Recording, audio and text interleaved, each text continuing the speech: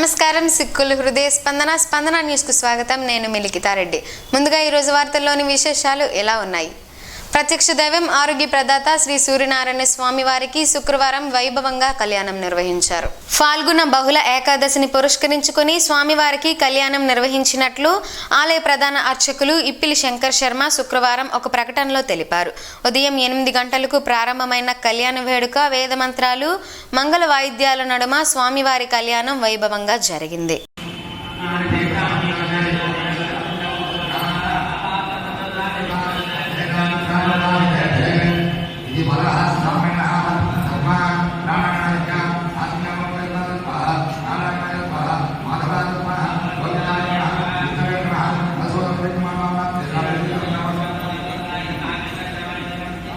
బాబు జగ్జీవన్ రామ్ జయంతి వేడుక శుక్రవారం గుండా క్యాంపు కార్యాలయంలో పార్టీ నాయకుల ఆధ్వర్యాన జరిగింది. ఈ సందర్భంగా మాజీ మంత్రి గుండా అప్పల సూర్యనారాయణ, మాజీ ఎమ్మెల్యే గుండా లక్ష్మీదేవి స్థానిక నాయకులతో కలిసి బాబు జగ్జీవన్ రామ్ చిత్రపటానికి పూలమాలలు వేసి ఘనంగా నివాళులర్పించారు. ఈ సందర్భంగా మాజీ మంత్రి మాట్లాడుతూ జగ్జీవన్ రామ్ ను స్మరించుకోవడం మనందరి అదృష్టంగా భావించాలని అన్నారు. దళిత వర్గాల కోసం అంబేద్కర్ రాజ్యాంగంలో పెడితే అవి ప్రజానీకానికి అందివ్వడానికి అని చెప్పి ఆయన ప్రతిమ పూని ఆ యొక్క కార్యక్రమాన్ని ఈనాడు దేశంలో అందించేటటువంటి వ్యక్తి ఈవేళ జగజీవన్ రామ్ అని చెప్పి నేను ఈ సందర్భంగా మనం చేస్తున్నాను. అటువంటి ప్రముఖుల కోసం ఈవేళ దళితులు అదేవిధంగా భారత జీవన సవంతి కోసం పనిచేసే ప్రతి ఒక్క వాళ్ళు వర్ణ వివక్ష లేకుండా అందరూ కలిసికట్టుగా అందరూ సమానమే అన్నటువంటి భావంతో ముందుకెళ్ళాలి. అందరూ విద్యావంతులు కావాలి. అందరూ కూడా సగటుగా హాయిగా బతికే విధానం కావాలి. మనకి జాతి మతానికి అన్నిటికీ అతీతంగా భారత ప్రజాస్వామ్యం నిలబడాలంటే ఖచ్చితంగా అందరం అక్క చెల్లెల అన్నదమ్మల భారత సవంతిలో భాగస్వామ్యంగా వాళ్ళు అనకుండా మనం భారత ప్రజాస్వామ్యాన్ని తీసుకెళ్తేనే ప్రజాస్వామ్య సుందరత్వాన్ని కాపాడగలం.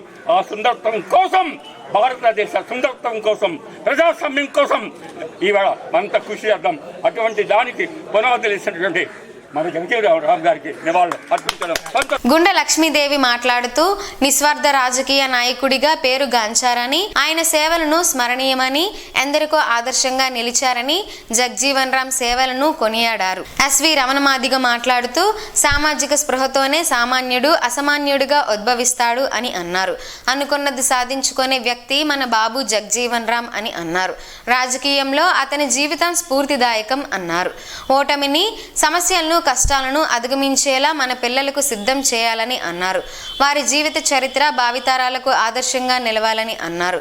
ఈ కార్యక్రమంలో నగర అధ్యక్షుడు మాదారపు వెంకటేష్, కరగాన భాస్కర్ రావు, కరగాన రామ్మోహన్, కోల శ్రీనివాస్ దేవ్, విభూది సూరిబాబు, మెండ గిరీష్, సిరిపురం హరి, జగన్, పలువురు కార్యకర్తలు, ముఖ్య నాయకులు పాల్గొన్నారు. కేంద్ర మాజీ మంత్రి డాక్టర్ కిల్లి కృపారాణి కాంగ్రెస్ పార్టీలోకి చేరారు. ఇటీవల ఆమె వైసీపీకి రాజీనామా చేసిన విషయం తెలిసిందే.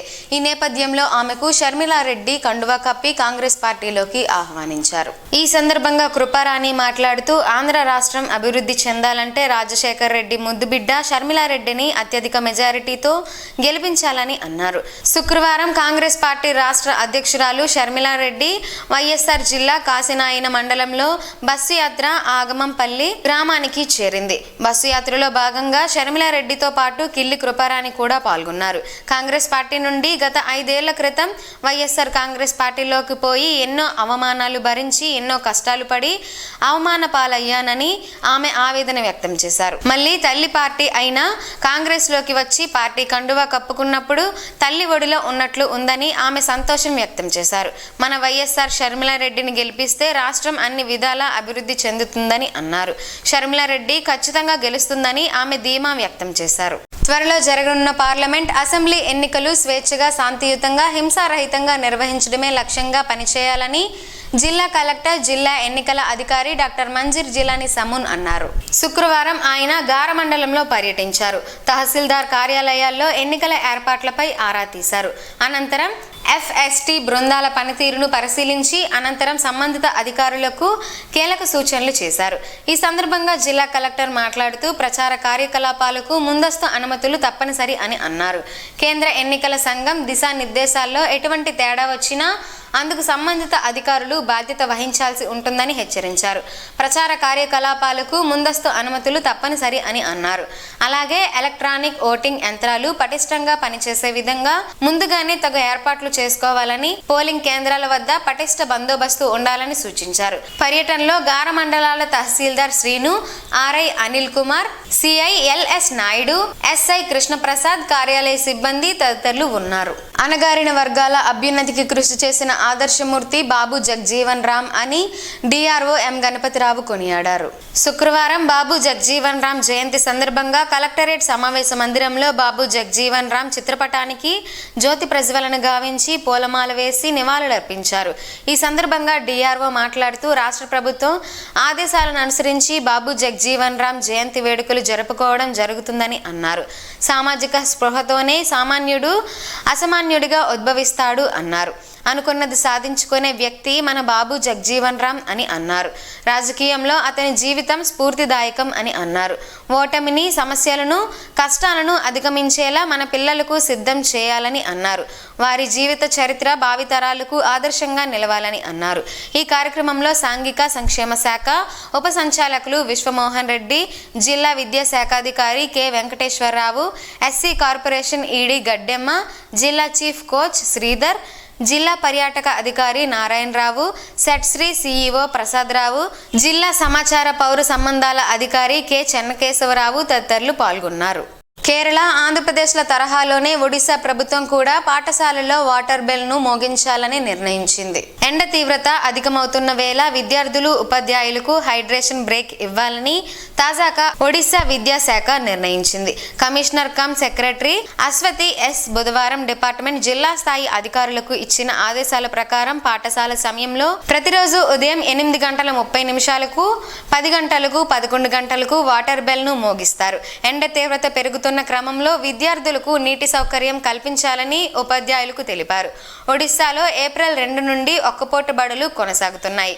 ఉదయం 7 గంటల నుండి 11:30 వరకు తరగతులను నిర్వహిస్తున్నారు. పలాస నియోజకవర్గం వజ్రపు కొత్తూరు మండలం పల్లిసారథి గ్రామంలో పలాస ఇన్ఛార్జ్ గౌతు సురీష ఆధ్వర్యంలో వైఎస్ఆర్సీపీ సీనియర్ నాయకులు, మాజీ సర్పంచ్తో పాటు సుమారుగా 50 కుటుంబాలు తెలుగుదేశం పార్టీ తీర్థం పుచ్చుకున్నారు. వారికి కండువా కప్పి పార్టీలోకి సాదరంగా శ్రీకాకుళం ఎంపీ కింజరాపు రామ్మోహన్ నాయుడు ఆహ్వానించారు. పార్టీ గెలుపునకు కృషి చేయాలని ఆయన పిలుపునిచ్చారు. ఈ కార్యక్రమంలో తెలుగుదేశం, జనసేన, బీజేపీ ముఖ్య నాయకులు, కార్యకర్తలు పాల్గొన్నారు. భారతదేశ మాజీ ఉప ప్రధాని డాక్టర్ బాబు జగ్జీవన్ రావు జయంతి కార్యక్రమం శ్రీకాకుళం జిల్లా తెలుగుదేశం పార్టీ కార్యాలయంలో పార్టీ నాయకులు నిర్వహించారు. ఈ సందర్భంగా Andhra Pradesh Telugu Desam party SC cell విభాగం రాష్ట్ర ప్రధాన కార్యదర్శి సవలపరుపు వెంకటరమణ మాదిగా మాట్లాడుతూ డాక్టర్ జగ్జీవన్ రావు ఎన్నో అవమానం ఎదుర్కొని ఆనాడు ఉన్నతమైన చదువులు చదువుకొని తర్వాత స్వాతంత్ర ఉద్యమంలో పాల్గొన్నారని తెలిపారు. ఆనాడు గాంధీతో కలిసి పనిచేయడం జరిగిందని, స్వాతంత్ర అనంతరం చాలా చిన్న వయసులో శాసన మండలిలో సభ్యునిగా పనిచేశారని, అలాగే పార్లమెంట్ లో సుదీర్ఘ కాలంగా పార్లమెంట్ మెంబర్ గా పనిచేసి అనేక కేంద్ర మంత్రి పదవులలో పనిచేసి మన భారతదేశానికి ఎంతో సేవ చేశారని ఈ సందర్భంగా గుర్తు చేశారు. ఆయనను స్మరించుకోవడం మన అదృష్టంగా భావించాలని అన్నారు. ఈ కార్యక్రమంలో జిల్లా తెలుగుదేశం పార్టీ ఉపాధ్యక్షులు బి భాస్కర్ రావు, జంగమ సాధికారిక డైరెక్టర్ విభూది సూరిబాబు, మల్లిబాబు, కొర్లకోట రామారావు, కొర్లకోట కొండలరావు, కటారి కమల, గొంటి వెంకటరమణ తదితరులు పాల్గొన్నారు. రాజకీయ పార్టీలు అభ్యర్థులు చేపట్టబోయే ఎలాంటి ప్రచారానికైనా సంబంధిత ఎన్నికల అధికారుల నుండి అనుమతులు తీసుకోవాల్సిందేనని జిల్లా ఎన్నికల అధికారి, జిల్లా కలెక్టర్ మంజర్ జిలానీ సమూన్ స్పష్టం చేశారు. వివిధ రాజకీయ పార్టీల ప్రతినిధులతో కలెక్టరేట్ మీటింగ్ హాలులో 40వ వారపు సమావేశాన్ని బుధవారం నిర్వహించారు. ఈ క్రమంలో వివిధ అంశాలపై చర్చించారు. ప్రచార అనుమతులకు దరఖాస్తు చేసుకున్న 48 గంటల్లోగా ఏకగవాక్ష విధానం ద్వారా అనుమతులు ఇస్తామని, వివరాలన్నీ సక్రమంగా ఉంటే 24 గంటల్లో కూడా అనుమతులు జారీ చేస్తామని స్పష్టం చేశారు. సువిధా యాప్లో లేదా ప్రత్యక్షంగా పార్లమెంటు నియోజకవర్గానికి సంబంధించి జిల్లా కలెక్టరేట్ కాంప్లెక్స్ లో ఏర్పాటు చేసిన సింగిల్ విండో విభాగంలో అసెంబ్లీ నియోజకవర్గాలకు సంబంధించి ఆయా రిటర్నింగ్ అధికారుల కార్యాలయాల్లో పార్టీల ప్రతినిధులు దరఖాస్తు చేసుకోవచ్చని సూచించారు. ఈ సమావేశంలో జిల్లా రెవెన్యూ అధికారి ఎం గణపతిరావు, వివిధ రాజకీయ పార్టీల ప్రతినిధులు, ఎన్నికల విభాగం అధికారులు తదితరులు పాల్గొన్నారు. వ్యక్తిగత ఎజెండా లేకుండా నిజాలు నిర్భయంగా మాట్లాడగలిగితే సమస్యలు తనంతట తామే పరిష్కారం పొందుతాయనే భావనతో జాతీయ అధ్యక్షులు చంద్రబాబు ఎదుట తానిచ్చిన అవకాశాన్ని సద్వినియోగం చేసుకుందామనే భావంతో మాట్లాడడం జరిగిందని కార్యకర్తలకు, ముఖ్య నాయకులకు మాజీ మంత్రి గుండా అప్పల సూర్యనారాయణ తెలిపారు. ఈ మేరకు శుక్రవారం గుండా అప్పల సూర్యనారాయణ స్వగృహంలో జరిగిన సమావేశంలో ఆయన మాట్లాడారు. ప్రస్తుతం నియోజకవర్గంలో సమస్య కారణం అందరికీ తెలిసిందే అని అన్నారు. చంద్రబాబు నాయుడుతో సమావేశం అయ్యి అన్ని విషయాలను వివరంగా చెప్పామని, ఆయన సానుకూలంగా స్పందించారని, ఈ విషయాన్ని కార్యకర్తలు, నాయకులకు చెప్పేందుకు చాలా సంతోషిస్తున్నట్లు తెలిపారు. సమస్యకి కారణం తెలియజేసేటప్పుడు రాష్ట్ర అధ్యక్షులు అచ్చెన్నాయుడికి గత 2 ఏళ్ల నుండి ఈ సమస్య పట్ల తన భార్య, మాజీ ఎమ్మెల్యే లక్ష్మీదేవి సిగ్గు విడిచి అనేక పర్యాయాలు తన ఇంటికి వెళ్లి తనని జాతీయ అధ్యక్షులు చంద్రబాబు ఇన్ఛార్జిగా ఇచ్చి అనేక బాధ్యతలు అప్పగించారని, ఆ బాధ్యతలకి ప్రతిబంధకంగా అసమ్మతి వర్గాలు చేస్తున్న నిర్వాహకంపై విజ్ఞప్తి చేసినా స్పందించలేదని, ఆ వివరాలన్నీ చంద్రబాబుతో చెప్పినట్లు తెలిపారు. సమస్య పరిష్కారం కోసం జాతీయ అధ్యక్షులు చంద్రబాబు ప్రస్తుతం అభిప్రాయ సేకరణ చేస్తున్న సందర్భంలో క్రమశిక్షణ కలిగిన నాయకులుగా సంయమనం పాటిస్తే పార్టీకి, మనకు మంచి జరుగుతుందని ఆశతో మీ అభిప్రాయాన్ని కూడా తెలుసుకోవడానికి పట్టణ నాయకులు సమావేశాన్ని ఏర్పాటు చేయడం జరిగిందని అన్నారు.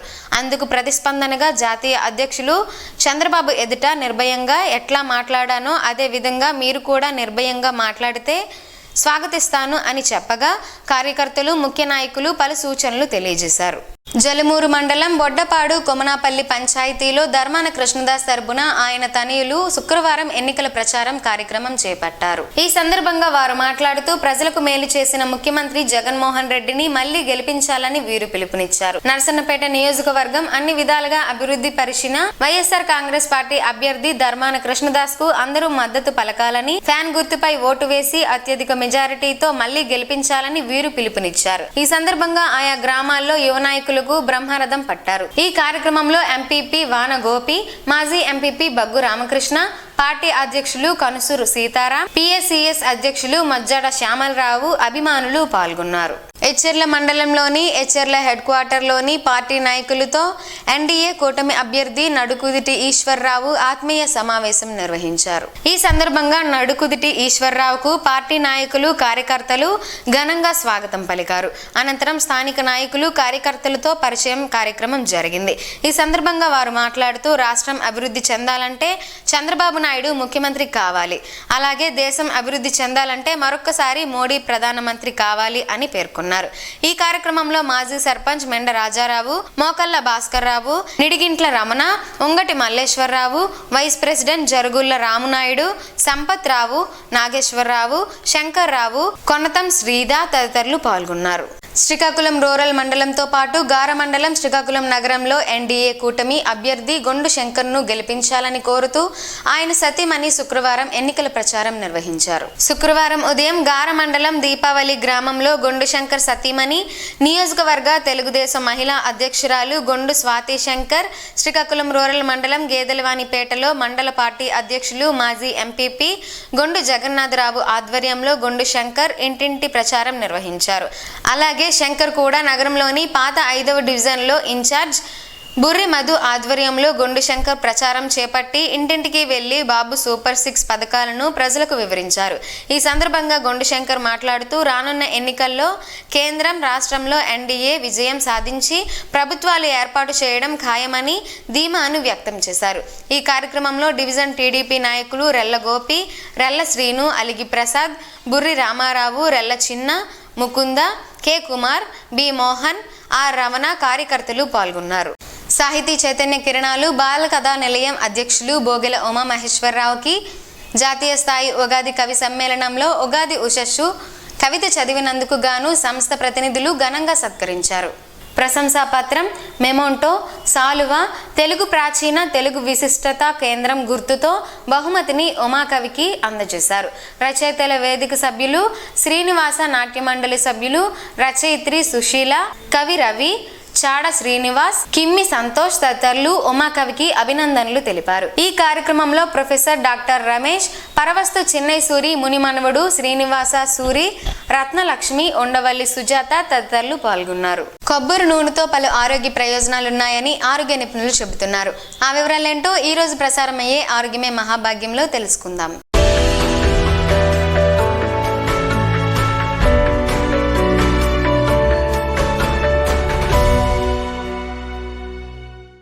రోజువారీ వంటకాల్లో కొబ్బరి నూనెను వాడడం వల్ల మీ కడుపులో కొవ్వు కరిగి శరీర బరువు తగ్గడానికి సహాయపడుతుంది. అందువల్ల మీ వంటకాల్లో ఇతర నూనెలకు బదులు కొబ్బరి నూనెను వాడడం ప్రారంభించండి. కొబ్బరి నూనె మీ రక్తంలోని చక్కెర స్థాయిని నియంత్రిస్తుంది. దీనిలో సహజమైన చక్కెర స్థాయిలు కలిగి ఉన్నందున శుద్ధి చేసిన ఇతర నూనెలకు ఉత్తమ ప్రత్యామ్నాయంగా పనిచేస్తుంది. కొబ్బరి నూనె శరీరంలోని కొలెస్ట్రాల్ స్థాయిని తగ్గించడమే కాకుండా గుండె సంబంధిత వ్యాధులను నివారిస్తుంది. కొబ్బరి నూనెలో లారిక్ ఆమ్లం ఉండడం వల్ల ఇది మీ కొలెస్ట్రాల్ స్థాయిని తగ్గిస్తుంది. కొబ్బరి నూనె దీర్ఘకాలిక క్యాన్సర్ వ్యాధిని నయం చేయడంలో బాగా ఉపయోగపడుతుంది. కొబ్బరి నూనెలోని యాంటీ కార్సినోజెనిక్ క్యాన్సర్ కణాలకు వ్యతిరేకంగా పోరాడుతుంది. కొబ్బరి నూనెలో ఉన్న కొవ్వు ఆమ్లాలు శరీరంలో క్యాన్సర్ కణాలు అభివృద్ధి చెందనీయకుండా వాటిని నిరోధిస్తాయి. కొబ్బరి నూనె మనిషిలోని రోగనిరోధక వ్యవస్థను మెరుగుపరుస్తుంది.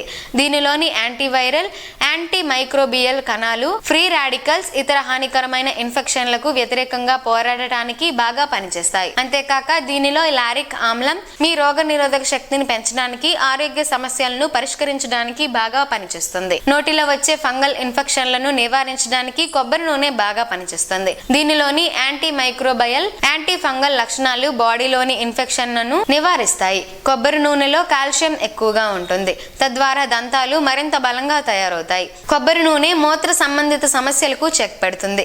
మహిళలకు ఇది ఊరట కలిగిస్తుంది. కొబ్బరి నూనె తీసుకోవడం వల్ల వైరస్లు, హానికరమైన బ్యాక్టీరియాలను అంతం చేయవచ్చు. ఇది మూత్రాశయ వ్యాధులు, మూత్రపిండాల్లో రాళ్ళు ఏర్పడకుండా నిరోధిస్తుంది.